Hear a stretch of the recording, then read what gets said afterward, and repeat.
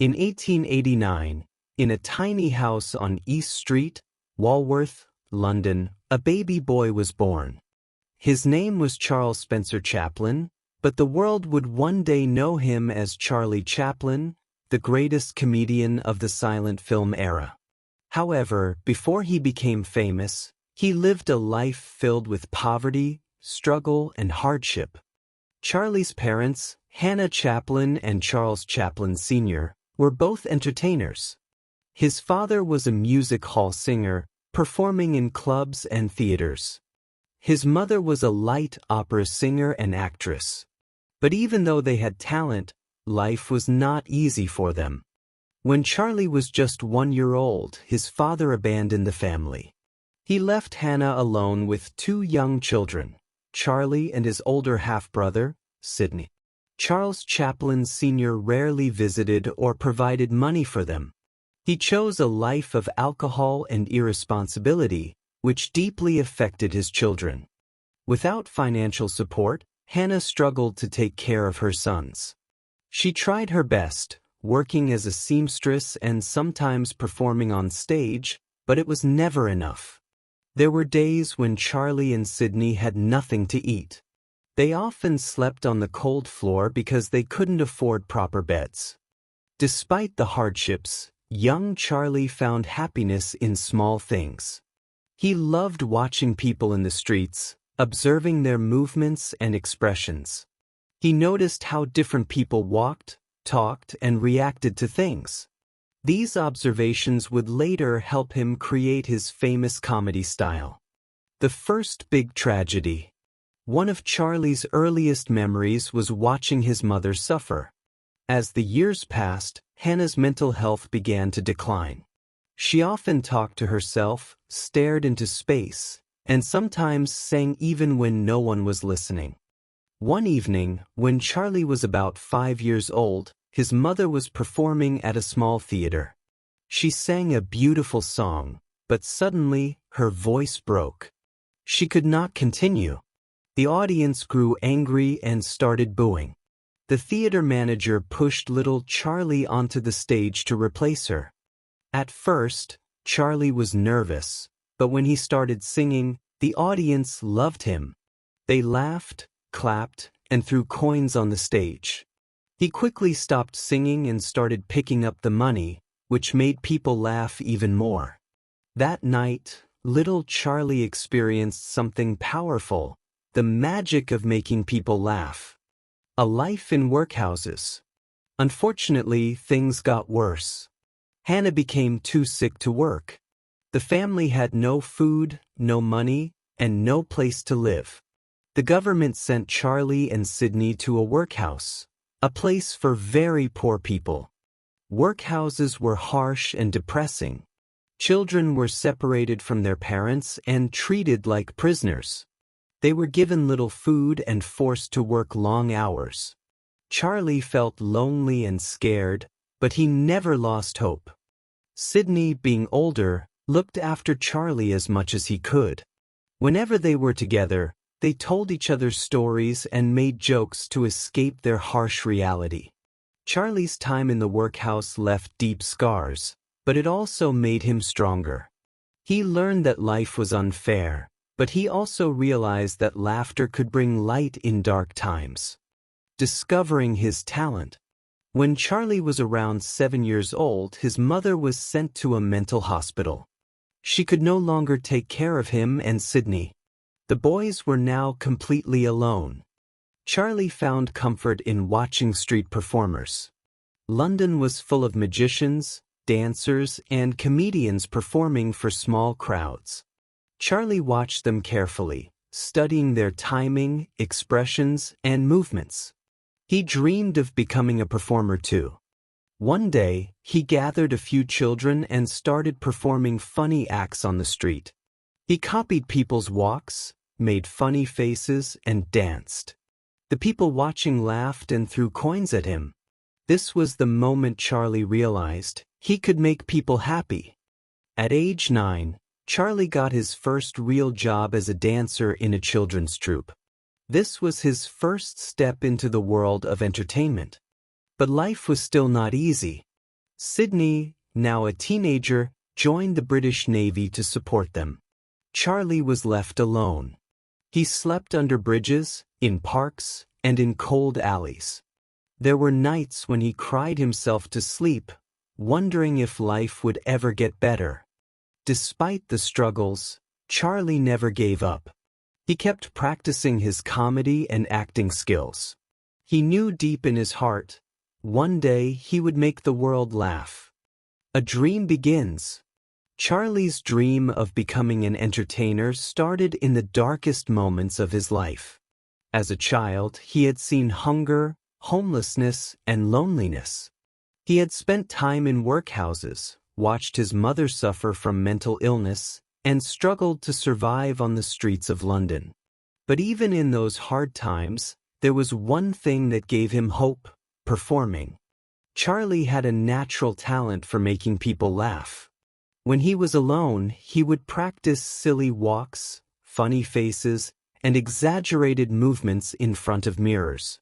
He watched the actors in theaters, studied how they moved, and learned the art of making people smile. By the time he was 9 years old, Charlie had already performed on the streets of London, copying people's walks and making small crowds laugh. But his first real job came when he joined a children's dance group called the 8 Lancashire Lads. First steps into show business. The 8 Lancashire Lads was a popular children's dance troupe. They performed in small theaters across England. For the first time in his life, Charlie had a steady job. He traveled with the group, performing in front of audiences who clapped and cheered. Even though dancing was fun, Charlie knew that his real passion was acting and comedy. He wanted to be on stage, making people laugh, not just following a dance routine. He watched the comedians performing in the same theaters and copied their movements.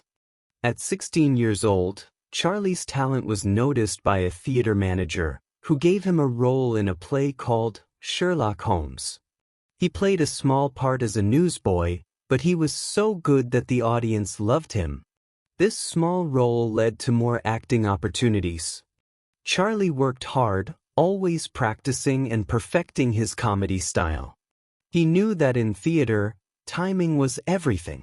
He learned that a simple pause, a quick look, or a funny fall could make people laugh for minutes. As he gained experience, Charlie was invited to join Fred Karno's theater group, one of the most famous comedy groups in England at the time. This was a big opportunity for him. Fred Karno was known for slapstick comedy, a style that used physical actions, exaggerated movements, and funny accidents to make people laugh. The journey to America. In 1910, Fred Karno's group went on a tour to America. Charlie was excited but nervous. He had never left England before. But as soon as he arrived, he realized something amazing. The audience in America loved him. His performances were a huge success. People laughed at his funny expressions, his clumsy yet graceful movements, and his ability to turn simple situations into comedy. Critics started calling him a rising star. During his second tour to America in 1912, something happened that would change his life forever. A film producer named Max Sennett, the owner of Keystone Studios, saw Charlie's performance and was impressed. He invited Charlie to join the movie industry. At first, Charlie was unsure. Movies were new, and he had only ever performed in live theater. He worried that acting in silent films might not be the same as performing on stage. But deep down, he knew that this was a once-in-a-lifetime opportunity. In 1914, Charlie Chaplin signed a contract with Keystone Studios and officially entered the world of Hollywood. He packed his bags, said goodbye to England, and moved to California. Charlie had no idea that he was about to become one of the biggest stars in the world. The move to Hollywood. When Charlie Chaplin arrived in Hollywood in 1914, he was stepping into a world that was completely new to him. He had spent years performing in theaters, where actors could use their voices and live interactions to entertain audiences. But now, he was entering the world of silent films, where storytelling relied entirely on facial expressions, body movements, and visual comedy. At first, Charlie felt out of place. He didn't know how the film industry worked.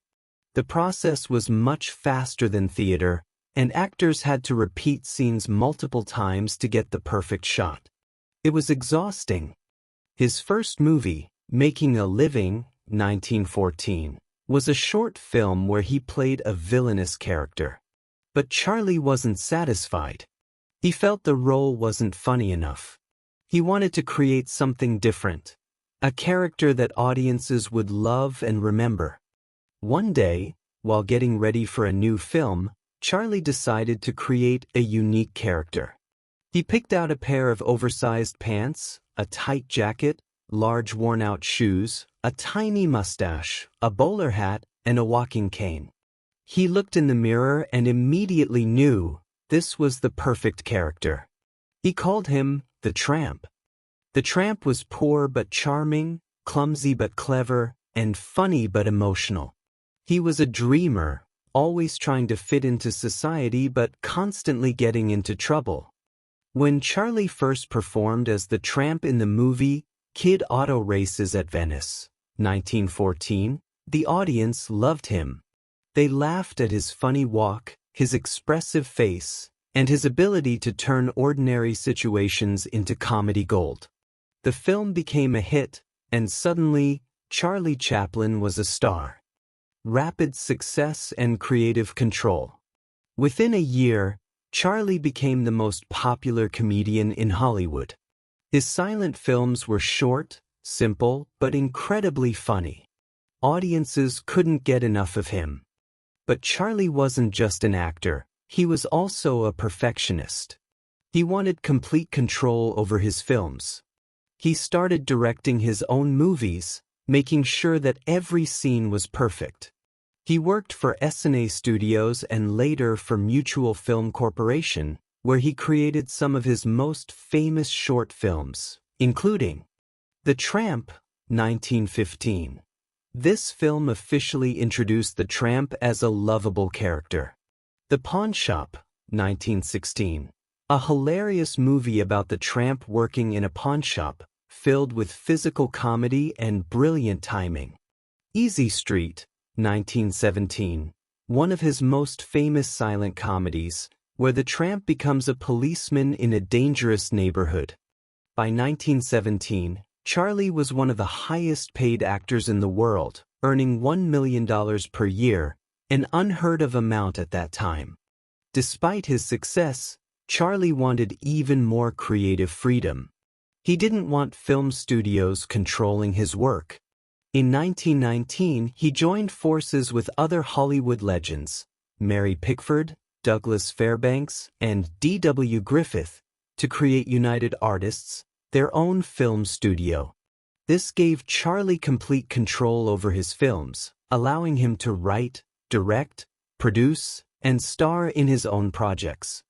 At United Artists, Charlie created some of his greatest masterpieces, including The Kid, 1921, a heartwarming story about a poor man who adopts an abandoned child. The Gold Rush, 1925, a comedy set in the snowy mountains where the tramp searches for gold. City Lights, 1931, one of the greatest silent films of all time, filled with humor and deep emotions. Charlie had not just moved to Hollywood, he had transformed Hollywood. By the late 1920s, Hollywood was changing. Talkies, films with sound and dialogue, were becoming popular. Many silent film stars struggled to adapt. People wondered, would Charlie Chaplin survive in this new era? Instead of rushing to make a sound film, Charlie took his time. He believed that silent comedy was timeless and that the Tramp didn't need words to make people laugh. In 1931, he released City Lights, a silent film in an era of sound films. Despite this, it was a huge success. People still loved Charlie Chaplin's unique comedy, proving that true talent goes beyond words. Charlie's move to Hollywood was more than just a journey. It was the beginning of a revolution in cinema. Despite his enormous success, Charlie Chaplin's life was far from easy. As he became one of the most famous people in the world, he also faced criticism, controversy, and political troubles. By the 1940s, Charlie was at the peak of his career. His films were celebrated worldwide, and his character, the Tramp, had become an icon of silent cinema. However, behind the scenes, things were becoming difficult. One of Charlie's biggest challenges was his personal life. He had several failed marriages, and his relationships with young women often caused scandals. The media loved to criticize him, and some newspapers even called him immoral because of his private life. At the same time, political tensions were rising. Charlie was known for supporting the poor and criticizing the rich, which made some people in America suspicious of his beliefs. In 1940, Charlie released one of his most daring films, The Great Dictator. This was his first film with sound, and it was a direct attack on Adolf Hitler and fascism. Charlie played two roles in the film, one as a poor Jewish barber and the other as Adenoid Hinkle, a parody of Hitler. Through comedy, he mocked the Nazi leader and gave a powerful speech about freedom, democracy, and human rights. The film was a huge success, but it also caused controversy. Some people accused Charlie of being too political, and when World War II ended, he faced even more criticism. In the 1950s, America was going through the Red Scare, a time when the government was afraid of communism. Charlie had always supported workers' rights, equality, and peace, but many people began calling him a communist. The FBI started investigating him, and he became a target of suspicion. In 1952, Charlie and his family traveled to London for the premiere of his new film, Limelight. While he was in England, the U.S. government revoked his visa, meaning he could not return to America. Charlie was heartbroken. He had lived in the U.S. for over 40 years, built his entire career there, and considered it his home. But now he was forced to leave. Instead of fighting to return, Charlie decided to settle in Switzerland with his wife, Una O'Neill, and their children. He bought a beautiful house near Lake Geneva, where he spent the rest of his life. Even though he was far from Hollywood, Charlie continued making films. In 1957, he released A King in New York, a film that subtly criticized American politics and the Red Scare. For nearly 20 years, Charlie stayed away from the U.S. He focused on his family and enjoyed a quieter life. But deep inside, he still felt a connection to Hollywood, the place where he had become a legend. In 1972, something incredible happened.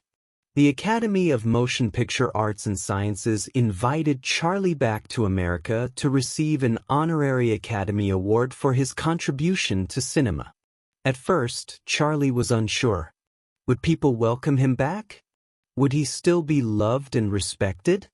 But when he arrived in Los Angeles, something magical happened.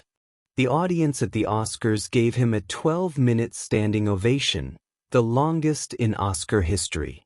Charlie broke down in tears. He realized that, despite all the challenges, the world still loved him. He was not just a filmmaker, he was a legend. In his later years, Charlie suffered from health problems, including strokes and declining memory. He spent his final years in his Swiss home, surrounded by family. On December 25, 1977, at the age of 88, Charlie Chaplin passed away peacefully in his sleep. The world lost a legend, but his films continue to bring joy to millions. Charlie once said, "A day without laughter is a day wasted." Thanks to him, the world laughs a little more, dreams a little bigger, and believes a little stronger. This is Bright English Point, bringing you inspiring stories in simple English. Don't forget to like, share, and subscribe for more amazing content.